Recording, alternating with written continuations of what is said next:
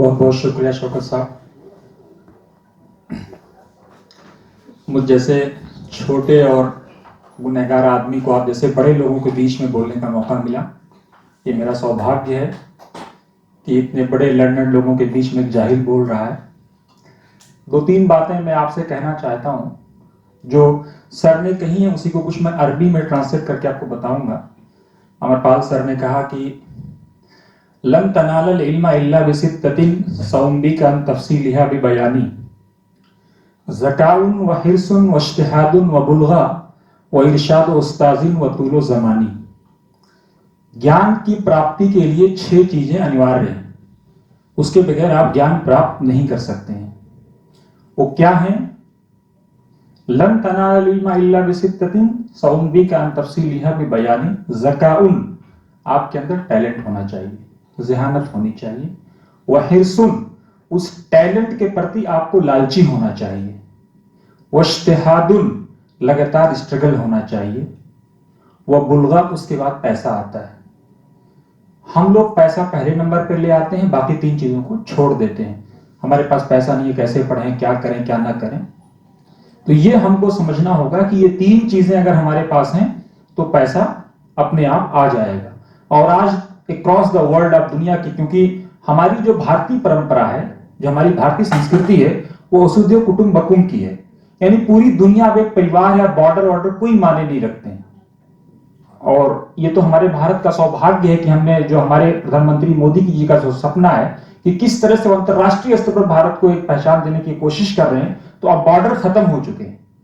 और हमारी जो परंपरा है वसुधैव कुटुंबकम की परंपरा, ये हमको समझना होगा। उसी को अरबी में कहा गया है अमरपाल सर कि अल खल्क़ु अयालुल्लाह, पूरी दुनिया ईश्वर का कुंबा है। एकम ब्रह्मा, रचना किसकी है, रचयिता कौन है, यही समझने की जरूरत है। और पूरी दुनिया इसे के इर्द गिर्द घूम रही है। अलख निरंजन, मालिक अकेला है, अलख है, उसको हम लख नहीं सकते।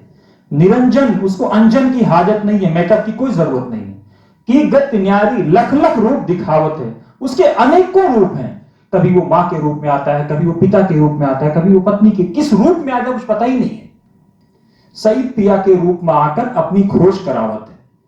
तो वो जिससे आप मोहब्बत करते हैं, निराकार ईश्वर, उसी के रूप में आपको नजर आ जाएगा। बस शर्त यह है कि आपकी आंखों में मोहब्बत होनी चाहिए। वो इरशाद उस्ताजिन व तूलो ज़मानी, और जो टीचर हैं, जो आपको पढ़ा रहे हैं, अमरपाल सर हैं, मुफ्ती शौकत साहब हैं, जो जामिया हमदर्द के फाउंडर मेंबर हैं, ये मामूली नाम नहीं, ये गैर मामूली नाम है। इस जामिया हमदर्द में जब हकीम अब्दुल हमीद साहब पत्थर तोड़ करके जमीनें खरीद रहे थे, तो लोग कह रहे थे बुड्ढा सठिया गया है। और आज आप देखिए हमदर्द का जो चमन है वो आपके सामने है। ये शौकत मुफ्ती साहब की कुर्बानियां हैं, और इन जैसे अनेकों लोगों की कुर्बानियां हैं कि आप एयर कंडीशन कमरों में बैठे हुए हैं और ये लोग 40 डिग्री टेम्परेचर में पत्थर तोड़ के आपके लिए यूनिवर्सिटी बनाए हुए हैं। तो इनके लिए एक बार फिर आप तालियां बजाइए। वह इरशाद उस्ताजिन व तूलो ज़माना, और इल्म जो है एक दिन में नहीं मिलता है, उसके लिए लगातार एक लंबा पीरियड आपको चाहिए। और सर ने कहा, अभी मैडम ने, रागिनी मैडम ने, पांडे जी ने कहा कि जब हम किसी मैरिज पार्टी में जाते हैं तो बहुत सोच समझ के कोई चीज पीते हैं, उसमें क्या ना हो क्या ना हो। मैडम हालांकि हल्का सा वहां पे चूक कर गई कि उन्होंने कहा कि हम सील अपने सामने खुलवाते हैं, और सर ने क्या कह दिया था कि इंजेक्शन से पहले डाल दिया जाता है। तो अब सील खुलवाने का भी कोई मतलब नहीं रह गया। रिपोर्ट की है, तो उसको भी हमको समझना होगा। और उसको बड़ा अच्छा शेर किसी ने कहा कि वला यगुर्रन्नका मन तब्दु बशाशतुहु, कि कोई आदमी अगर हंसता हुआ, चहकता हुआ, चमकता हुआ आपके पास आए तो आप गलती में, मतलब उसकी नहीं कि वो एकदम सावधान मुद्रा से बाहर चले जाएं और गाफिल हो जाएं। वला यगुर्रन्नका मन तब्दु बशाशतुहु मिन्हु इलैका फइन्न सम्मा फिल असली, क्योंकि जो जहर होता है वो शहद में मिला के दिया जाता है हमेशा। तो ये हमको और आपको समझना होगा। और एक बात याद रखिए कि करत करंत अभ्यास के जड़मति होत सुजान, रसरी आवत जाते सिल पर पड़त निशान। तो करने से करना आएगा, चलने से चलना आएगा, पढ़ने से पढ़ना आएगा। और जिस छात्र का स्टूडेंट लाइफ में सबसे ज्यादा मजाक उड़ाया जाता है, सबसे आगे वही बढ़ता है। इतिहास हमेशा से गवाह रहा है।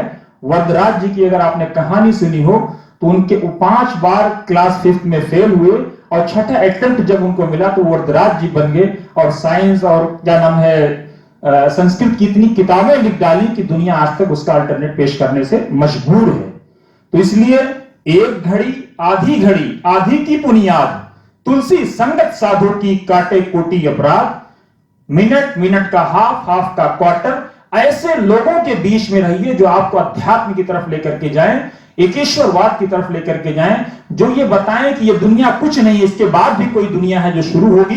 तो हमको उस दुनिया के बारे में बताएं जहां कोई काम आने वाला नहीं, आपके जिसको पुनर्जन्म आप कह सकते हैं, मरने के बाद की जिंदगी आप कह सकते हैं, जो भी आप उसका नाम दे लें। अल्फाज अलग हो सकते हैं, तथ्य एक हैं, रास्ते अनेक हो सकते हैं, मंजिल एक है। मंजिल यही है कि किसी को बुरा नहीं कहना है, किसी के बारे में बुरा सोचना नहीं है।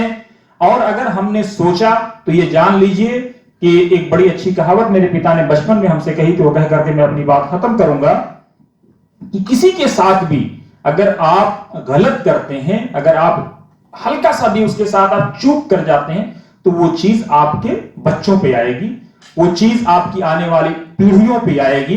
क्योंकि पैसा जो है, जब ताकत इंसान को मिल जाती है तो वो जुल्म करता है, और जब जुल्म करता है तो आनंद रामायण की एक कहानी है, उसको आप समझने की कोशिश कीजिए। जब श्री राम जी लंका फतह करके अयोध्या में आकर के रामराज की स्थापना करते हैं, तो वहां पे होता क्या है, कुत्ता आता है और कुत्ता कहता है कि पुजारी ने हमको मारा है। जुडिशरी लगती है, कोर्ट होता है, इंक्वायरी होती है, वकील बुलाए जाते हैं, पता यह चलता है कि वो कुत्ता निर्दोष है और पुजारी का दोष सिद्ध हो जाता है। कुत्ते को बुलाया जाता है, कहा जाता है कि अब तुम बताओ सजा कौन सी देना चाहते हो।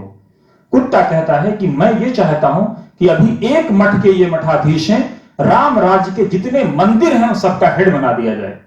तो लोग कहते हैं तो कुत्ता पागल हो गया है, उसने भाई सजा दिलाने आया था, पदोन्नति कराने आए थे।